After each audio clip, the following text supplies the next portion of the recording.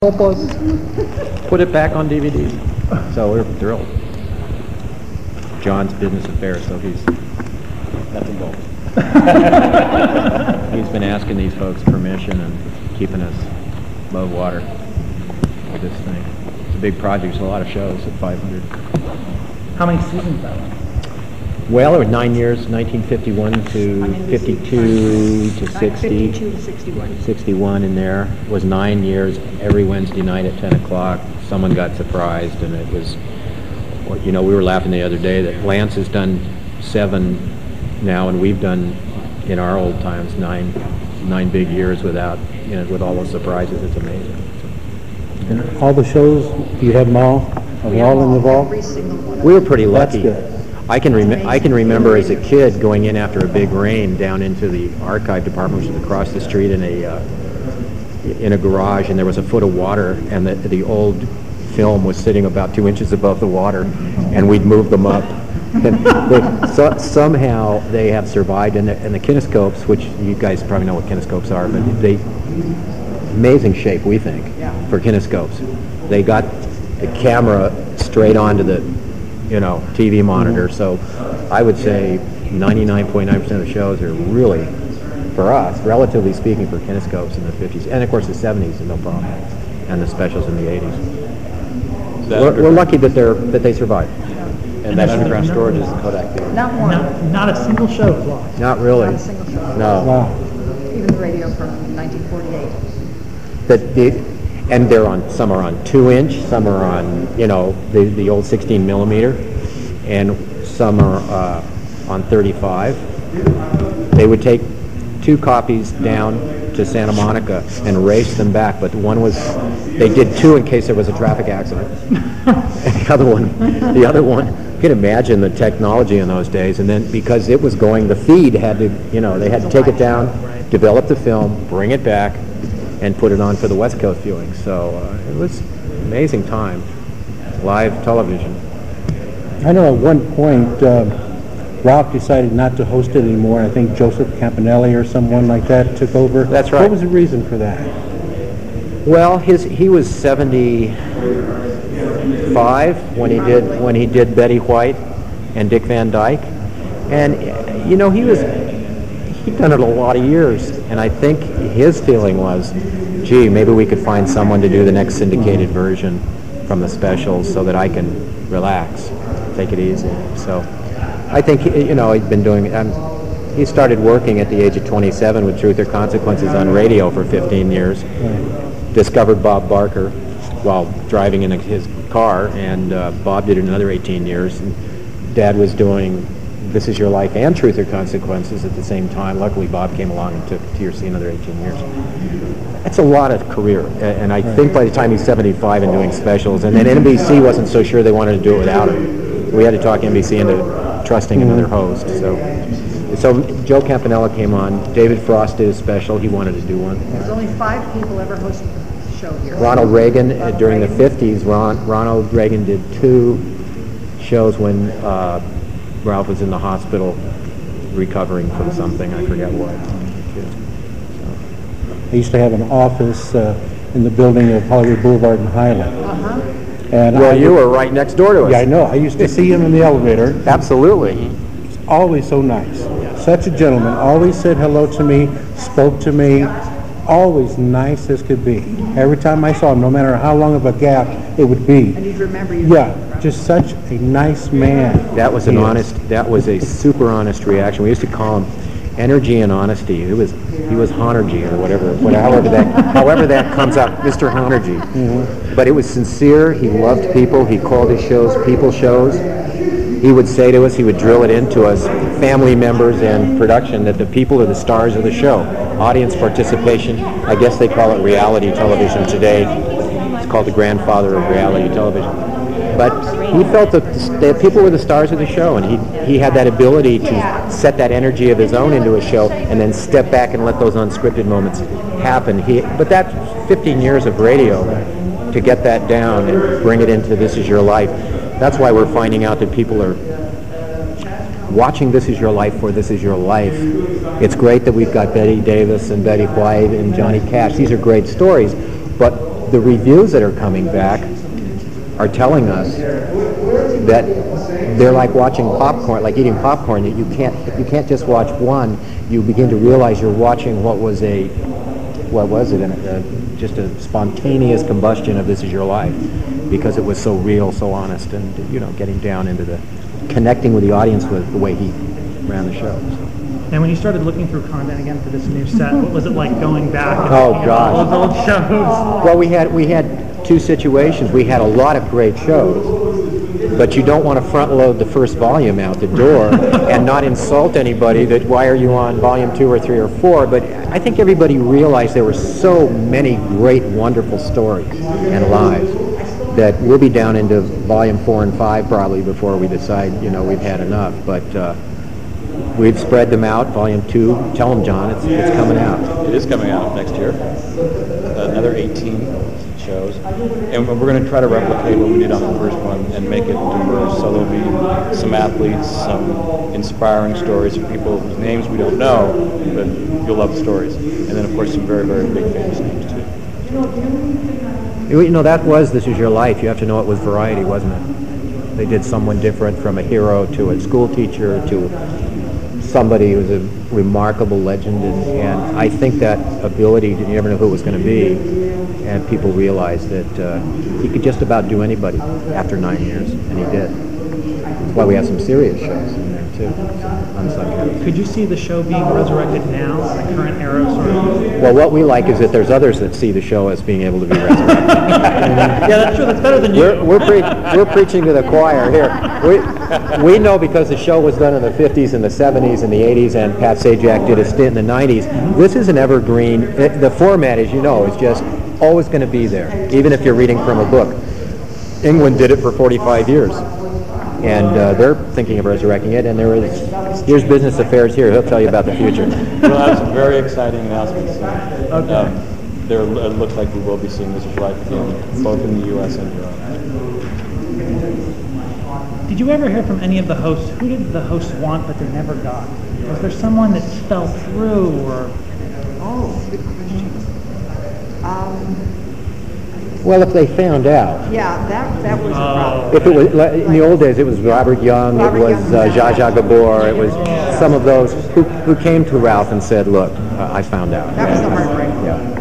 Wait, so the process was you build the whole show, and would they not know They were would going? not know. Okay, every single one knew. No, not every single one. There were a handful who knew ahead of time. Okay. For some very good reason. Medical, or didn't medical want to surprise reason. someone that was too, You don't want to surprise somebody with a heartbeat. or whatever. But for the most part, it was. Gloria Swanson found out. What was it like keeping the surprise? Before the show. She was down in the trenches keeping the She surprise. found out right before the show, and they did it anyway.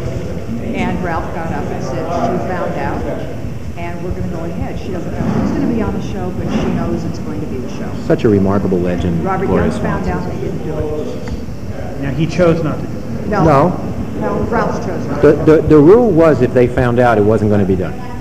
We always got the permission of their closest spouse, if they had one, close relative, and their business, the business side, their manager, their agent. We had those two people who promised to keep the secret, and it was a good story, then Ralph would choose to go ahead with it. And the shorter the production span before the show, the better, because the less chance you have of it being blown. Right. So if you could turn a show around in a week and a half or 2 weeks, or at the most 3, you were in good shape. And did you need a backup? You always had you always had a backup. So if you had a backup, does that mean you were actually working 2 shows That's at the right. same time? And you were probably working Yeah, you were research on a probably- 3rd and 4th, keeping them up, because this was once a week, and you can imagine the first 9 years. I'm being funny when I say Lance Armstrong, but you can imagine what this was like live. If it failed, you couldn't go to number 2. You had to figure something out. Right. So they had a pretty good team, and they had figured out how to do deep research and pull this off. And the press found out about it. Always, they were told right before the show went on. And in the first 9 years, were very much a part of keeping it a secret. They realized that was part of the fun, and it meant more of a story. Not saying that's the case in the 70s, but that was certainly the case. early times. Amazing that they kept us in. Wasn't there an incident when you tried to surprise Angie Dickinson? Yeah, There was. she decided right there, no, I'm not going to do it. And my father talked to her, and It was a Pat Sajak. a Pat Sajak show, and it could have happened before. The idea was if they said no, you would honor that. She went into the green room and found all of these wonderful people ready to lift her career, and she wrote Dad a wonderful letter saying, "I'm so sorry I did that, but I had to do it, and I feel bad." But you respect that, and it's the only time it ever happened in 500 shows. The only time. Yeah. Wow. Yeah. And then within 3 days, we got on an airplane and surprised Kathy Lee Gifford. In New York. That was, In New York. Yeah.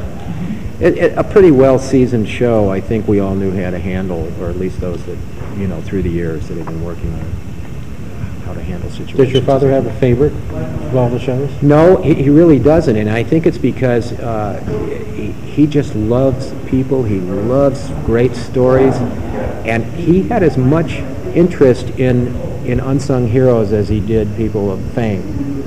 But all of them were about equal in his mind. And I do think he treasured shows that could continue on and help a cause. He was so cause-oriented. He raised millions of dollars hundreds of millions through all of his shows through his career, millions through This Is Your Life. And we put one of those on our first DVD volume, the Rear Admiral Samuel Fuqua. When you go to Pearl Harbor and you look at that, Monument to Arizona. to the Arizona, that's pretty much the seed money from This Is Your Life. Based on that show, he turned to the camera and he said, Put a 2-cent stamp on an we, envelope. and if everybody puts in $1, we can build Yeah, this. yeah. And I think Elvis got involved sometime after that, and a few other people.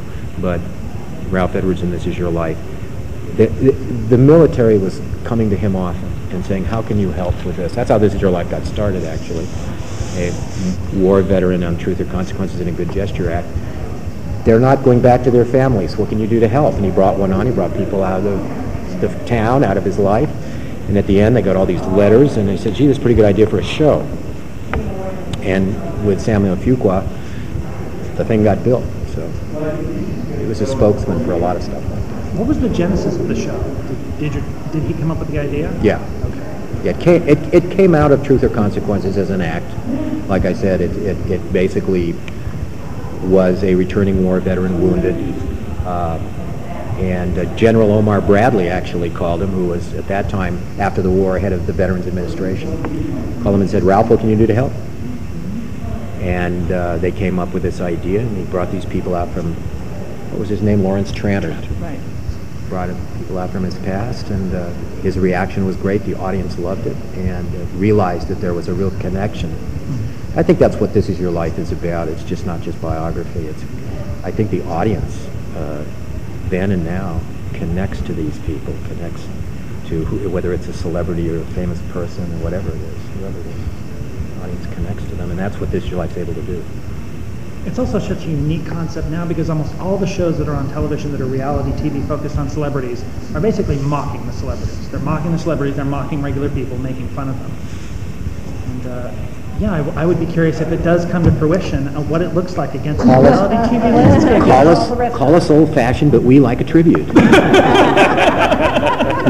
exactly. Exactly. But it's edgy in that in the research you find out what the person is in their life that they've probably already talked about, whether it's another marriage, whether it's an illness they've had, whether they've helped someone or whatever.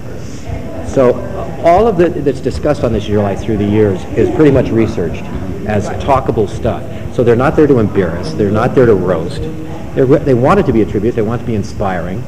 And that's its appeal. And the situation that John's talking about today, that's what they feel the appeal of it is. But look at reality shows and where they're going. We're remaking homes. We're fixing lives. Somebody asked me, what do you think about reality shows? And I said, well, that sooner or later they're going to get around to raising money for cancer, and we're in. That's exactly. Why not?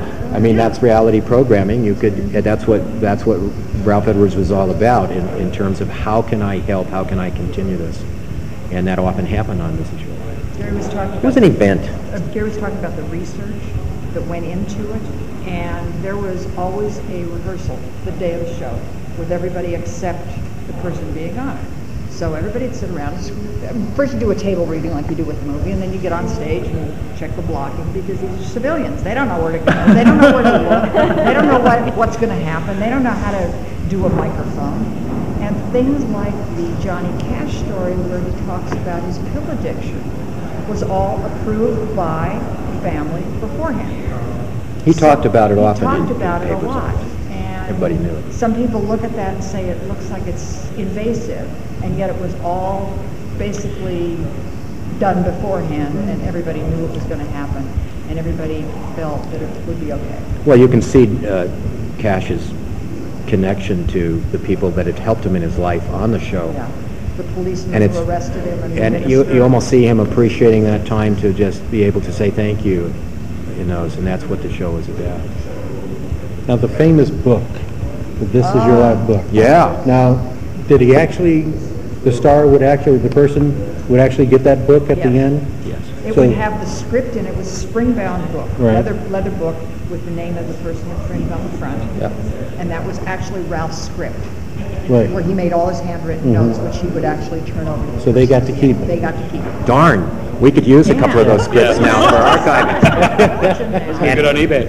Yeah, but there were the director's script, and what was interesting, of course, the 70s shows were edited, but they still had that live feeling. Most remarkable, I think, were the 87 specials that were edited for time.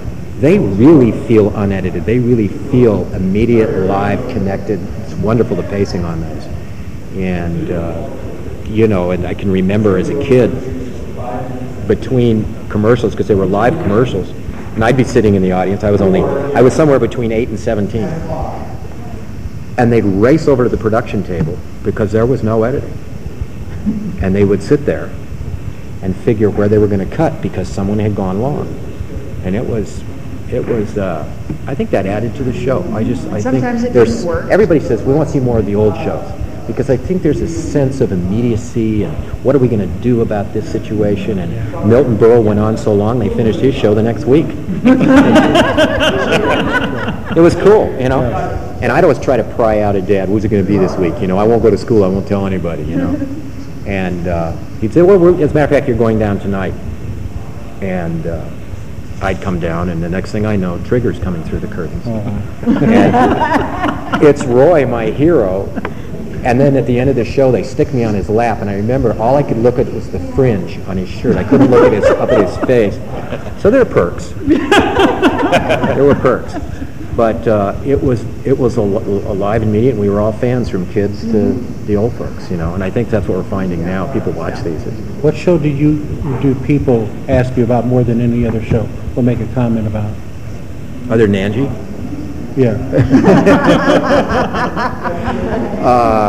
Maybe Lauren Hardy or one of those. Yeah, there's some real legends that are only on This Is Your Life and nowhere else. And certainly Laurel and Hardy is the first and last time they were on television in the United States Live. And those are precious. I think from an archivist standpoint, these shows are treasures, and I think we know that simply because there's no place else that you can have the person there. Jesse Owens is an example of that. There's plenty of footage of him running around a track, taking everyone out of the 38 Berlin Olympics. But when he's standing there on stage with his arm around his fellow track guys in the 50s or 1960, that's a treasurable moment, I think. That's a precious moment. My favorite moment, and I say this in the office once a week. We're tired of hearing. Go ahead. Not Jane Mansfield. The tape recorder's running. You're gonna finally get it on tape. Is Hannah Block Konev, who was the first time that a Holocaust survivor had been shown on national television telling her story. And when her brother comes out from Israel, and they hadn't seen each other since the camps, we've seen the show dozens It gives of me times, chills and hearing you every talk about it. single I know. time, it's just a beautiful moment of live television. Took such chances to do things like that. It was ahead of its time. Yeah. Stu Billett, who is Dad's partner, who we've still got the People's Court on, and how many years has it been? 21 years. Came in to me and he said, you had to put that show on there. It's a remarkable moment in the 50s people didn't talk about those things, and your father actually put it on. So This Is Your Life did that. A lot. People don't ask about just one show. People have a lot of favorites. Yeah. It's very interesting. We're now, since we're out there, the email through the website, one day it'll be, will you ever do Francis Farmer? The next day will you ever put my father on, who is somebody I never heard of from the 50s? And it's just kind of all over the place. What we've tried to do is re-educate the public to the fact they're watching This Is Your Life and Ralph Edwards' ability to, and I sound like I'm tooting my own horn, but that the show itself was an energy and a place every Wednesday night at 10 o'clock that people tuned in to see who it was going to be and what was going to happen. And the ability to identify with those people in some way. That if we could do anything, it would be to, those are 18, you got 18 more coming very soon, and 18 after that. But what you've got is something like a good book that you love to read where you can pull it off the shelf a lot and go back to a particular person, because there was something in that story, whether it's Jane Mansfield or, Laurel and Hardy or whatever, there's something personal about each of these that we connect with. That was the deal with the show. Were there ever times, was there a lot of feedback from the people who would be on the show who would say, this was a very moving moment for our family, we hadn't seen people, or all of a sudden we made some connection up there on stage that we hadn't made for years? We have, one of the great things that the company did long before I was born, they have kept... Thanks a lot. ...an archive, and so many people wrote letters of thank you to Ralph and the company about this. A lot of them said, I was really nervous, I didn't know if I would like this when it happened to me, but it was the highlight of my life. Or, we've received letters from their children when someone passes. Fans. Yeah. And some of the extra features, the letters. Yeah, exactly. There are the thank you letters from Laurel and Hardy, which becomes rare, a rare thing up there. What as far as the stories you're telling about behind the scenes are so interesting. Are there documentaries? Are there any featurettes, anything like that on the sets? Yeah, there's a lot of people asking us to try to write some of this down. It's or get it down in a documentary. Sue Chadwick has been our press person for 60 years of her life. She's 85, and now I guess. So don't put that. No. I'm not putting any years down. But she's got stories, and they just keep popping out. It's something I haven't heard, and I've been around the show a long time, and she'll say something about something that happened that was innovative to that show. Just wonderful stories. So someday, everyone will get a chance maybe to interview her, and kind of fun. But yeah, it's a lot of wonderful things that happen. Was it a written rule never to do one on your dad? Absolutely. Absolutely. In the first production meeting of every season, kindly guy would gather everybody around. The gentleman. And very seriously, he would say, if it ever happened, you'd get fired. Because it broke. And he'd say it gentlemanly, like. He'd say it very gentlemanly. But he felt like it broke the connection with the audience. That he would not ever again be able to step back from the action and let the other people have their moment if he was the star of the show. Because he never felt like he was the star of the show. He always felt like the person being honored was the star. He was a showman who, similar to Johnny Carson had the same kind of, in all of his wit and humor, knew when to step back and let the guest do. That was his secret. That's how I think that was the greatest ability to do that. And Ralph Edwards was the same way. He would be able to move he was a captain, and it was a time constraint, and you had to tell a story, and people would want to go on talking, and yet he couldn't be rude about it. He had to step in there, keep the dynamic going, keep the drama going, all the humor in the world. He was a very funny guy, and keep it all moving and come out on time, basically, and make it all have a pace and a sense of that. So he made that kind of happen. All the stories about him just make him sound so rare now. That's what he's getting a lot of awards, even though he's too fragile to go accept them. And sometimes I'll show up, or Bianca or John will be there, and we'll accept an award for him. Gentleman is the main is the word we hear from the industry. Is that he did so much, and I know it sounds corny, but he did so much through his shows and personally to help other people. It was it was his deal in life. That's what he wanted to do, and he did it honestly and sincerely. And he was always available for anytime anybody asked him to do anything. He was there for it, and he just loved people. He felt that your story was just as great as anybody else's story. And his humble beginnings, I think, were the reason for that. He'd been through the same depression. He was raised on a farm in Colorado, and his father lost all the cattle in the blizzard of 13, and he was raised in poverty and was working since he was a little kid. And at the age of 16, he was already telling stories and figuring out stuff that would become consequences for later on for a program. But at 16, the school sent him as their representative. They were going to give at the local radio station in Oakland, where they moved, an hour, and the guy liked him so much he hired him to do the news at 16. And he worked his way through Cal Berkeley, announcing.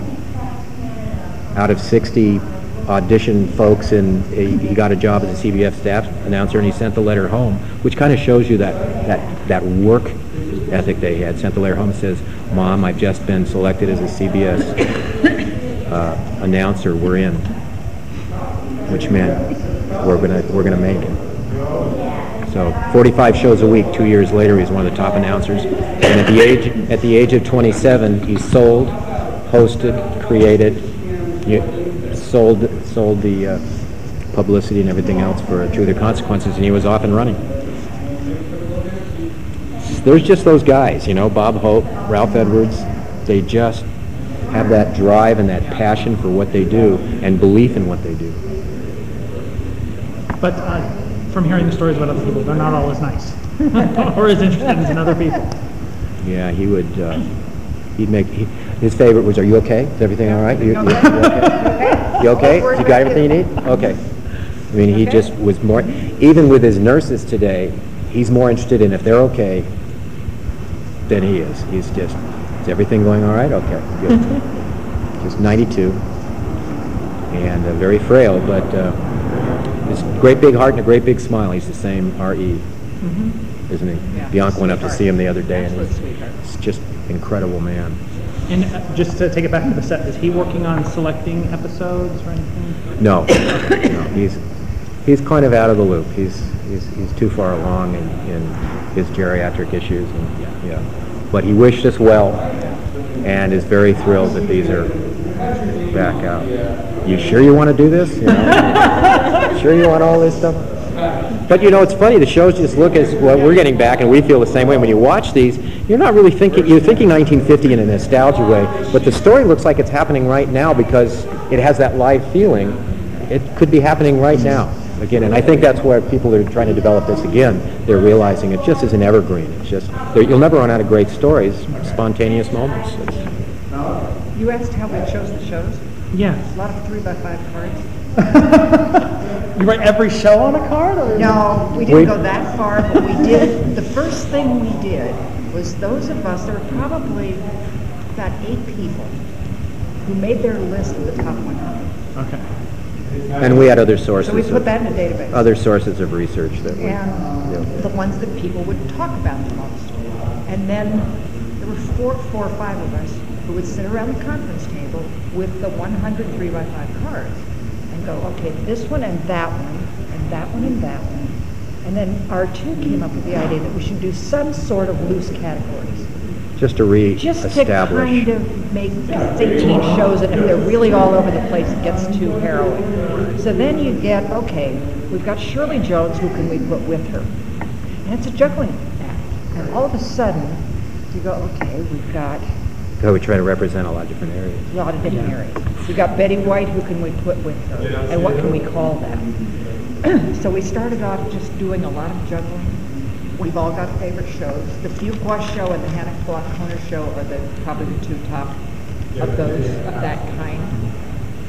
Although we keep finding others. Oh, there's keep plenty. finding little gems along There's the way. plenty, but the show will be recognized for its celebrities, but we don't want to not put in remarkable stories of heroes. they're even talking about it now in terms of a new show. That there's such phenomenal stories, but once you get people back into the idea of watching This Is Your Life, it's easy to go wherever you want to if it's a great story. You have confidence that it'll be a great show. So trying to balance all these out, we decided on 18. And let's not forget R2, because I think the DVD application here, we were going to do it on video, but can you imagine the size of the library? And what's the good of just putting 4 shows out? It was our feeling. So at 18, now you get it, gee, what are we going to, it's all over the place. You know, what are people going to do? But that's the show. So you've got to be brave enough to say we can put all 18 out in a little package like this. That's pretty cool. Right. How neat can that be? With some added material. So it's a perfect, DVDs are perfect for this. The format's perfect. Great format. And R2 are experts. They're just remarkable. Their passion, their expertise in how they put it together. Just How did they get involved, Archie? we interviewed a whole bunch of folks to see who would be best and who seemed to feel like they were part of this show and understood it. John chimed in. R2 came in. In our research, we said, okay, there's Bob Hope. And there's a lot out there. There's a lot out there that can do They a great obviously job. get vintage programming. They understand vintage programming, and we called them. Or Yeah. logged onto their website and found Bradbury's name, I think. You know, he knew Johnny and he knew Bob Hope, and it's great company for Dad. There's just kind of that feeling of synergy that for some of these folks that have been pioneers and from the golden age of television and radio. It was a nice home to be in, and R2's treated us that way. It's just wonderful. I hear from a lot of people who work with R2, the celebrities. They either went out looking, or That's correct. they were brought. R2. You got to try these people if you're thinking about These people, doing Tim O'Leary's company is fabulous. Brant over there and John, everybody is just. They seem to understand nostalgia, and yet put a face on it that is now, today, and respect it and understand that it's just as relevant today. It has the same punch today. And so they have a passion for it. And they also know there's a historic value to them, as I said. So. And does your company through Ralph Edwards, do you have more shows that you're working on getting out on DVD? Well, everybody's asked us about Truth or Consequences, talking about another show from the past. And of course, that's somewhere down the line, we'll figure that out. It's going to be out there sooner or later. The People's Court has always been there for us over the years. And what we used to do, Name That Tune, and tons of other shows. I'm not sure musically if Name That Tune, I don't think so. if we can handle the licensing on that. Every show. But it's moved on. Yeah. We've moved on. I think this was the treasure that we wanted out there.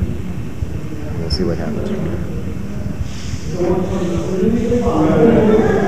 Great.